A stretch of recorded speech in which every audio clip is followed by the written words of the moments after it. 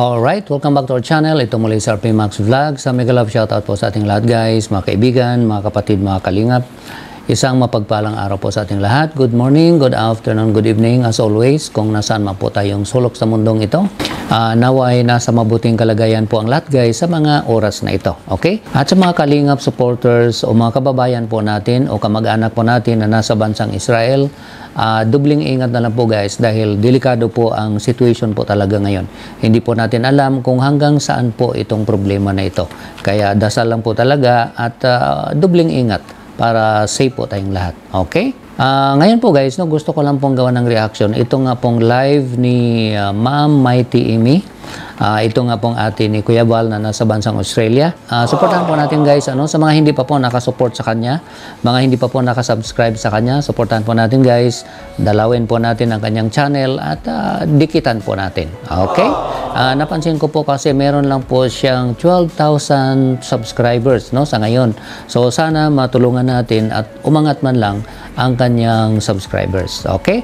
So ngayon, sa nilagay ko nga po dyan sa thumbnail guys, Kalinga partners, di na nga ba nakasuporta kay Kuya Val? Kaya affected o kaya mababa po ang kanyang views?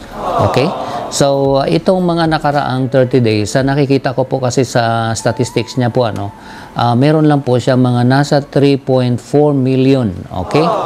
Views, mababa po yon kumpara po nung nakaraang buwan. O yung mga past months, mababa po yon. At alam naman po natin, siyempre, kung mababa ang views, ay mababa din po ang revenue. At alam naman po natin guys, sabay-sabay po marami pong pinapabahayan talaga si Kuya Val. Kaya sana masuportahan po natin, matulungan po natin na umangat nga ang kanyang views. Okay? Ngayon po guys, dahil napansin po talaga ni Ma'am Mighty Amy na sa premiere ni Kuya Val o sa kanyang mga live, kukunti po ang mga nanonood po doon na mga alam niya mga charity vloggers o mga kalinga partners. Okay? So kaya naman yun po ang actually pinaalalahanan niya. Hindi naman po niya binabash. Reminders lang po sa kanila dahil siyempre bilang kalinga partners, suportahan po natin si Kuya Val sa kanyang mga premiere at mga live hanggat maaari, hanggat available tayo. Suportahan po natin. Yun lang naman po ang kanyang paalaala. Okay? Actually, simple lang po yung kanyang pakiusap, Sabi nga niya, pag nagla-live po kasi sila, itong mga kalinga partners o mga charity vloggers na nandoon po sa grupo ng Rochelle, pag sila po kasi nagla-live, marami po ang nanonood. Okay? So, ang pakiusap niya, baka pwedeng kausapin yung mga viewers na kapag nag-premiere si Kuya Val o naka-live si Kuya Val, na kung available sila, masuportahan din si Kuya Val. Kasi bakit pag si Kuya Val ang nag-premiere, kukunti ang mga nanonood. Pero pag sila ang nag-premiere, bakit marami? So, hindi ba pwedeng pakiusapan? So, yun lang po ang kanyang pakiusap, Baka pwedeng kausapin ang mga viewers na suportahan din po natin si Kuya Val. Okay? Ang views naman po kasi guys, na-discuss na din po namin yan. Marami po talagang factors ang makakaapekto kung paano natin maiangat yung ating views. Okay? O bakit ba bumababa minsan yung mga views natin. So, maraming factors po yan. Okay? Unang-una po, siyempre, depende po yan sa subject natin. Depende po sa topic natin. Pagka ang topic po talaga hindi maritisan, kung hindi interesting sa mga viewers natin, ay ini-skipan po nila yan. Okay? Meron po talagang mga viewers na mas exciting sa kanila pagka ang topic natin maritisan. Disim sa amin, na mga reactors, pagka yung topic namin parang ordinary lang po, hindi po nila masyadong tinatangkilik, Pero pag medyo masyadong clickbait o clickable, dahil nga masyadong marites, masyadong intriga, yung topic mo, talagang pinapanood po ng mga viewers. Well, reality po yan talaga. Kahit naman sa main media, ganun po talaga. Pagka medyo intriga o medyo maritisan ang dating, talagang pinapanood. Ganun po talaga yan. Okay? So, ganun din naman po sa vlogging. Pag hindi interesting sa mga audience, minsan hindi po nila pinapanood. Maliban na lang talaga doon sa mga supporters, na handa talagang tumulong o sumusuporta sa mga upload na mga vloggers na sinusundan nga po nila. Okay? So, isa po yan, yung subject po o yung tinatopic po natin ay isa po yan sa factor din na nakakaapekto ng ating mga views. And then isa pa guys, no, yung initial yung initial viewers, yung unang bugso, no, lalo po sa mga premiere, kung marami po kasing nanonood sa premiere, the more po na marirecommend ni YouTube, okay? At mas lalo na po kung maraming nag-likes, okay? Pero in case na, let's say, kukunti lang yung mga nanood sa premiere, pero kung marami naman po ang nagre-replay at maraming nagla-likes, ganun din po yun. Kahit papaano, ma-recommend pa din po yun ni YouTube. Plus, isa din siguro ang maitulong din natin guys, isi-share po natin, especially sa Facebook community po natin. Dahil malawak po ang Facebook. No? Yung community ng Facebook, hindi lang po Team Kalinga po minsan ang makakita po ng ating mga sinishare, mas lalo na po kung public naman yung pag-share natin. Okay? So, yun po ang mga nakaka-affect o nakakatulong sa ating mga upload. Okay? Ngayon po guys, no, gusto ko lang pong i-share sa inyo yung kanyang binanggit dito nga po sa live niya, no, tungkol nga po dito sa pinag-usapan natin. Okay? So, ito po yun. Okay lang yun sana. Pumunta sa doon dahil andun yung mga viral. Walang problema. Pero dala-dala nila ang bilang isang kalingap. Hindi sila kalingap kung hindi nila suportahan ang kalingap. Umalis na sila sa kalingap kasi ang gusto nila ay doon sa iba-ibang mga lugar. Doon na lang sila. Ang sa akin, kung kalingap kayo, gaano lang naman yung 1 oras, 2 oras para panuurin yung premiere kagabi at suportahan yung mga telenovelas. Dahil ang hadikain niyan, ang kinikita niyan ay para pampabahay, project at mga tinutulungan. Wala Ang bababa Ang dami-dami nilang pag nagla-live sila ang dami-daming mga views. Bakit hindi nila encourage na pumunta doon kay Kuya Bal? Yun ang hindi ko maintindihan. So kaya kailangan, please explain. Yun ang gusto kong mangyari. Please explain sa panig nila Kuya Mel, kina Lorne, kina Red Noveno, kina Ruel of Malala, kina Brooks. Dapat andun kayo sa kapatid nyo at sa tito nyo, magbigay kayo ng suporta. Yun ang gusto kong sabihin dito ngayon. Ayun, so yun po yung binanggit niya guys, na wala naman siyang problema doon sa mga charity vloggers o mga Kalinga partners na nandoon sa grupo ni Ruel o ni Rochelle.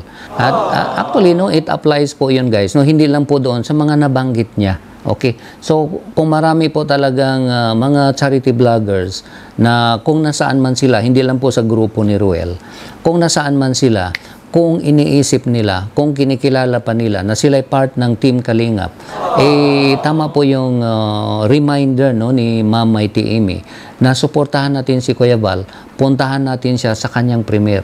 At kung pag tayo nagpi-premiere o tayo nagla-live, kung marami tayong audience, pakiusapan po natin ang ating audience na suportahan natin si Kuya pag siya po ay naka-premiere. Okay? Wala pong problema sa kanya. Hindi naman po niya binabas yung mga, yung grupo ni Rochelle. Hindi po niya binabas. Okay? At yung mga followers o mga supporters, mas lalong hindi po niya binabas. Okay? Ang sa kanya, reminder o palaala lang po doon nga sa mga charity vloggers na sa tingin niya, parang nakalimot na po, no? At parang nag-focus o parang nagsulo na po, nag-focus na po kung ano pong ginagawa nila, kung saang grupo man sila.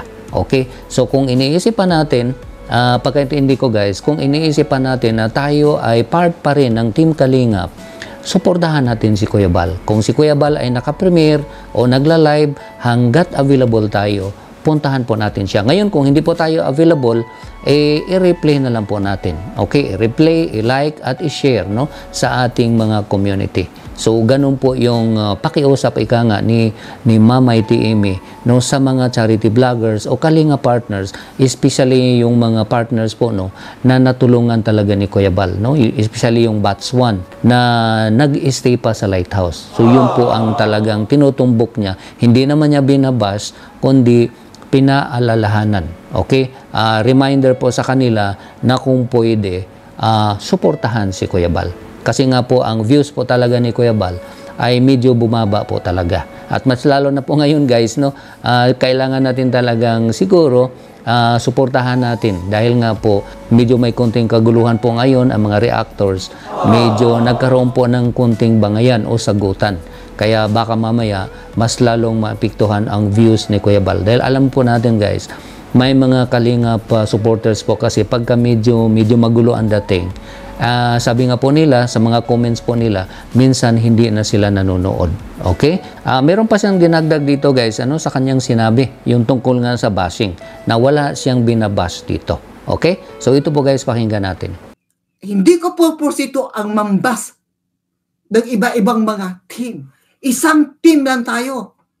Andito man ako sa Australia, pero dahil sa, alam mo yun wala na ngayon kung saan ako nakatira. Kahit tayo nandun sa iba-ibang panig ng mundo. Pero pwede tayo mag-umpok-umpok. We call it digital interaction. Wala ako ditong binabas. Pinapaliwanag ko na kailangan natin ang suporta ng ibang mga vloggers na nawala na. Hindi na sumusulpot sa mga premiere. Hindi na nanonood ng mga replay.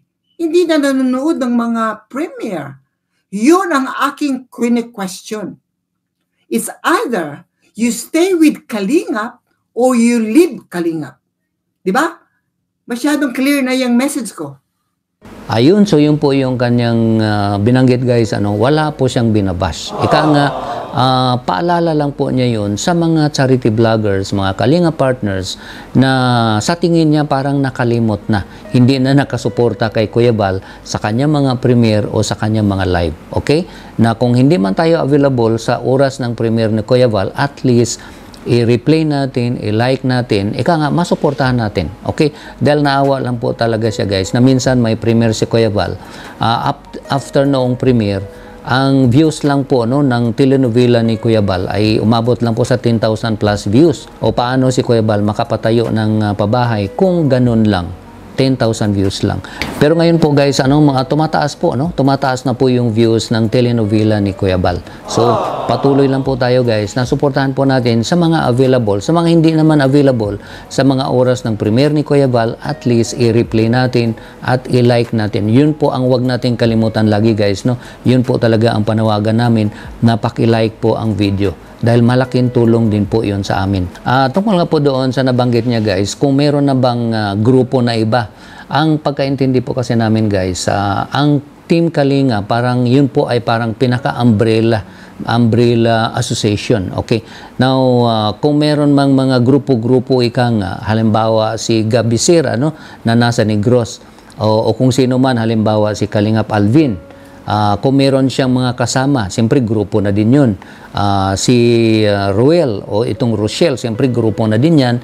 Meron din sila mga kasamahan. Pero part pa din po yan ng Team Kalingap. Ika nga, isang Kalingap lang tayo. Isang association. Okay? Meron man kayong mga small groups, pero yung pinaka-umbrella natin ay ang Team Kalingap. Okay? Siyempre, hindi naman po kasi lahat pwede magsama-sama sa isang grupo lang. Hindi pwede lahat na ika nga, lahat sumama kay Kuya Bal. Sobrang dami na po. So, kailangan ika nga na yung iba baka pwede doon kay Kalingap Rab, yung iba kay Rochelle, o yung iba kay Kalingap Alvin, o di kaya kay Gabi Sira na nasa Negros na po, na meron din siya mga kasama na mga Kalingap members din po. At si Raymond Agos, alam po natin guys, si Raymond Agos, Team Kalinga po yan.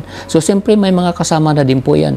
Ganun pa man, kahit na may mga kanya-kanyang grupo-grupo na tayo, lahat po yan ay Team Kalingap. Isang Kalingap lang po tayo. Ika nga, one Kalingap, one family. Okay? Ang mahalaga po, hanggat kinikilala natin na tayo po ay Team Kalingap, suportahan po natin si Kuya Bal. Sa nabanggit nga po ni Mighty Amy, kung hindi na tayo Team Kalingap, di dapat mag-iba na tayo ng pangalan. Huwag na po nating banggitin ang Team Kalingap. Okay? So, tama po yun. Kung sa tingin natin ay nagsulo na po tayo, iba na po yung grupo natin.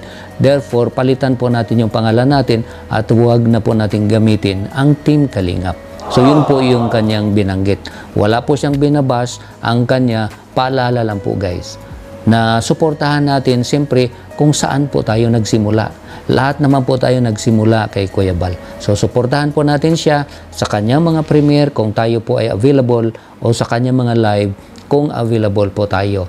Then, kung hindi naman po tayo available, i-replay po natin. At huwag kalimutang i-like, at i-share ang kanyang video sa ating mga community. So yun po guys, ika nga yung paalala po ni Mighty Amy, applicable po yun guys, hindi lang po actually sa mga Kalinga partners o charity vloggers na binabanggit po niya doon sa grupo ng Rochelle. Ika nga, applicable po yun sa lahat. General, no? Sa lahat ng mga sumusuporta kay Kuya Bal na mga charity vloggers, especially yung mga natulungan po talaga ni Kuya Bal financially. At hindi lang po yun, kahit sa mga reactors, hanggat available po tayo, suportahan natin guys. Mga viewers, hanggat available tayo, hanggat may load tayo, na pwede nating panoorin si Kuya Bal, panoorin natin para masuportahan natin. At huwag po nating kalimutan na i-like ang video.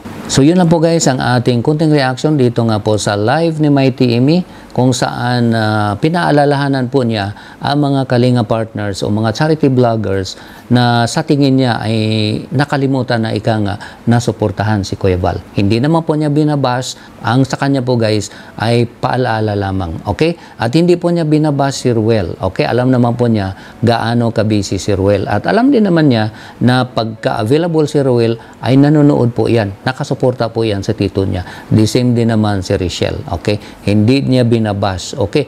Actually, wala siyang binabash. Kahit mga viewers, wala po siyang binabash. Meron lang pinaalalahanan ika nga.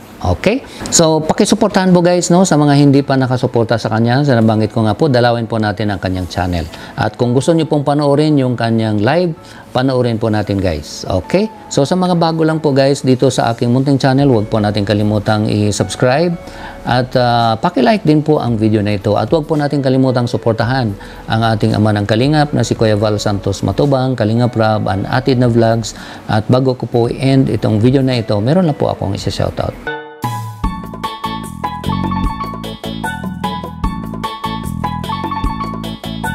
Muli, maraming salamat sa inyong lahat guys, sa inyong walang sawang pagsubaybay at panonood po ng mga videos namin, pag-comments, pag-likes, pag-shares, at lalong-lalo na po sa hindi pag-skip ng ads ay maraming salamat. Ingat po tayo guys kung nasaan man tayo. God bless everyone. I love you all. Bye-bye.